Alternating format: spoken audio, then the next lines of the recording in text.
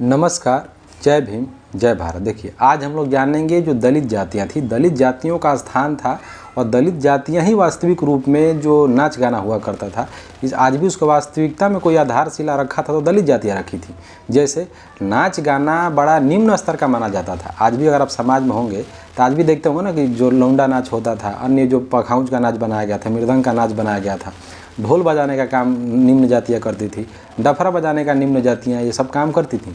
तो होता है कि जो जातिगत आधार जो नाच गाना होता था, नाच गाना का वास्तविक आधार जो था हीन माना जाता था।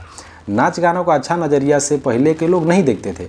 इसमें जो निम्न जातियाँ ज़्यादा लगी हुई थी। जैसा बात करेंगे, डोम हो गए, मुसहर हो गए, मूसोधारिकार हो गए, अन्य नेटुआ हो गए, अन्य जो जातियाँ थी ये लोग नाच गाने का काम करते थे। स्पेशली जब चमारों में बात करेंगे तो ये लोग भी पहले खाना बदोश जीवन इनका हुआ करता था।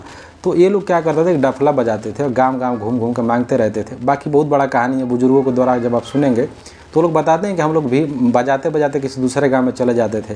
फिर उधर जब शादी का प्रोग्राम इनको इनवाइट किया जाता था, शादी का जब प्रोग्राम ख़त्म हो जाता था तो खाने पीने को प्रॉब्लम था, तो ये लोग रास्ते में आते थे बजाते हुए, वैसे मांगते हुए, खाते खाते आते थे। ये बात हम लोग कर क्यों रहे हैं? देखिए, जो नाच गाना होता था, जो कला एवं संस्कृति होती थी, इसको जो नाचने वाले लोग, नचनिया को भांड कहा जाता था और भांडों को गांव से बाहर रखा जाता था।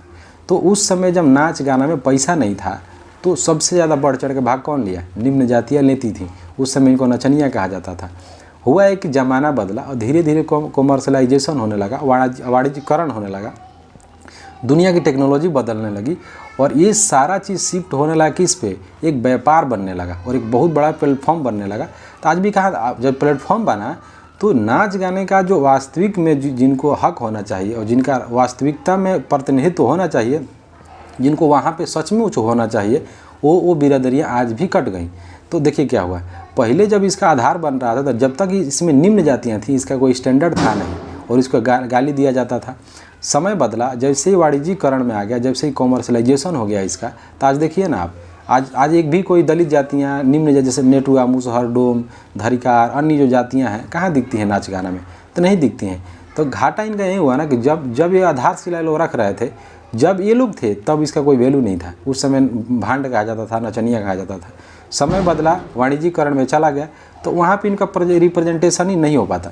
बाकी धीरे धीरे कला एवं संस्कृति जो थी, स्पेशली जो लिटरेचर था, नाच गाना था, इसका दबने लगा। आज भी सबसे ज़्यादा भक्ति साहित्य अगर पढ़ेंगे तो जैसे पढ़ते हैं ना पूर्वोत्तर में, जैसे यूपी हो गया, बिहार हो गया, तो आज भी वहाँ पे निम्न जातियाँ ज़्यादातर कला एवं संस्कृति को मतलब संभाल कर रखी थी। बाकी धीरे धीरे इसका वाणिज्यीकरण हुआ, धीरे धीरे इसका पतन हो गया।